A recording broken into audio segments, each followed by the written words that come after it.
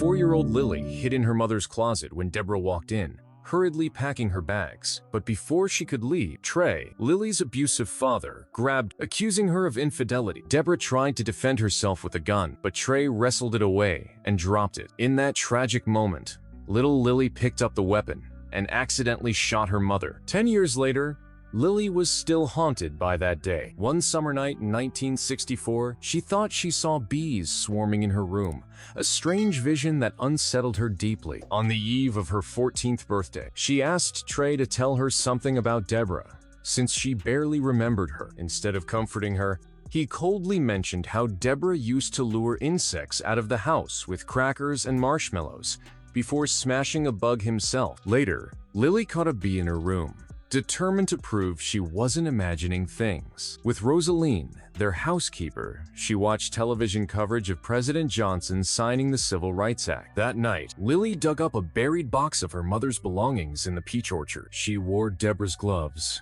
gazed at her photo, and clutched an image of the Black Madonna marked with Tiburon SC. When Trey found her hastily buttoning her blouse, he assumed she'd been with a boy. Furious, he dragged her inside and punished her by forcing her to kneel on grits for an hour. On her birthday, Rosaline surprised Lily with a homemade cake. Then she told Trey she was taking Lily to town for a training bra. Without even looking at his daughter, Trey muttered a flat, "Happy birthday," and left. On the way to town, Rosaline revealed her true plan: she was registering to vote. Lily, worried, warned her of the dangers, recalling a black man who'd been killed for doing the same. Sure enough, 3 racist men blocked their path, taunted Rosaline. And when she refused to apologize after pouring molasses on their shoes, they beat her. Rosaline was arrested and hospitalized. Trey picked Lily up, but their relationship grew colder. When Lily confronted him, saying Deborah would have protected her, Trey cruelly revealed that her mother hadn't returned for her at all. She had come back only to collect her belongings. Shattered, Lily fled home,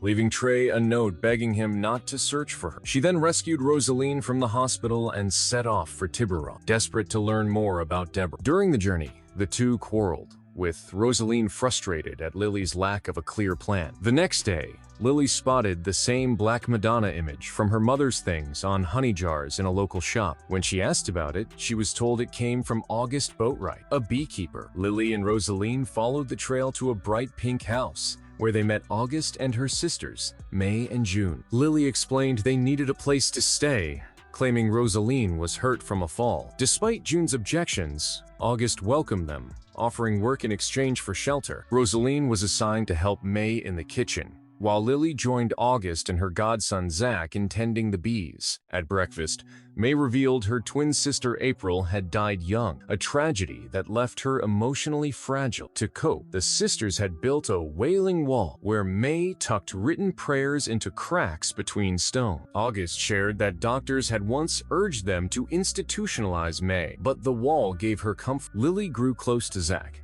and joined the Boatwright's Women's Prayer Circle, learning the story of the Black Madonna. As she touched the life-size statue in their living room, painful memories of Deborah's death overwhelmed her, and she collapsed. The next day, on the way to deliver honey to Attorney Forrest's office, Lily confided in Zach, revealing that her mother, Deborah, had once stayed in the honey house. Zach, learning the truth of why she was there, gently advised her not to fear the truth, but to focus on what she chose to do with it. Later, they went to a movie together, sitting in the black section despite segregation laws. Because of this, white men attacked and abducted Zach. This is a skag. Get outside. Hey, boy! Just trying to gather up all the pieces. You're wasting time. Although police claimed to search for him, Neil and Forrest joined the effort, while August and June decided to keep the news from May to protect her fragile state. That night, Greta came to pray at the Black Madonna for Zach's safety. When May overheard and learned the truth, she was devastated. She went to the Wailing Wall but never returned. August, June, Lily, and Rosaline searched desperately, only to find her lifeless body in the river. The next day, Zach came back with Neil and Forrest. He blamed himself for May's death, but August comforted him, telling him it wasn't his fault. At the wall, she found May's note, explaining that she was tired of carrying the world's pain, yet at peace knowing Zach was safe and that she'd be reunited with April. After May's funeral, the family grew closer. August and June embraced Rosaline, affectionately renaming her July, while she moved into May's room. Lily remained in the honey house, where she finally confessed the truth to August, showing her Deborah's photo. August revealed she already knew. She had been Deborah's nanny for years and recognized Lily immediately. She explained that Deborah had once loved Trey, believing him brave and kind after the war, but he changed. Love wore off, replaced by cruelty. Deborah confided in August through countless letters about her struggles and about Lily, but eventually the messages slowed. One day, she appeared at August's, broken and depressed. She stayed there to recover and later planned to bring Lily with her. Hearing this, Lily broke down, blaming herself for everything: her mother's death, Zach's kidnapping, and May's tragedy. She said she was unlovable, but August reassured her, saying she was surrounded by love, that none of it was her fault. She showed Lily Deborah's belongings: a mirror, a comb with strands of her hair, a pin Trey had given her, and a photo of Deborah holding Lily as a baby. Lily realized her mother had loved her deeply. Meanwhile, Trey discovered Lily's location after noticing Tiburon marked on her map. As Lily settled into life with the Boatwrights, growing close to Zach and even sharing a tender kiss,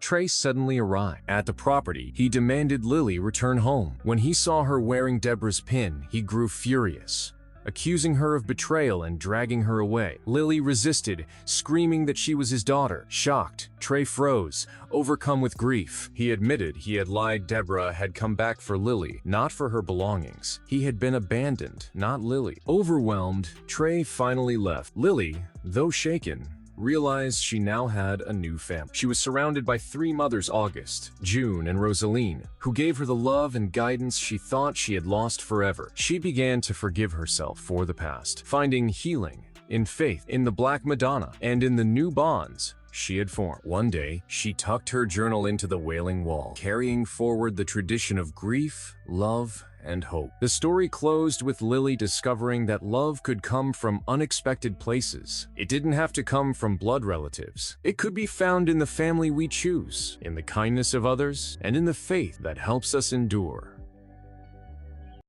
End the movie. If you enjoyed this video, be sure to check out our other recaps and subscribe for more content. And leave comment below. Thanks for watching, and we'll see you in the next video.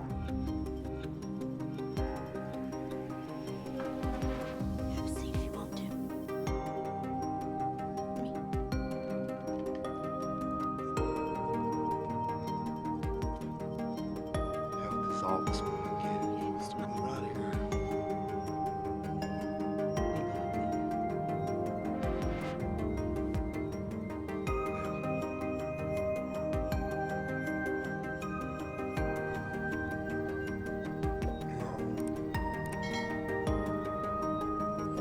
I still tell myself that when T-Ray drove away that day,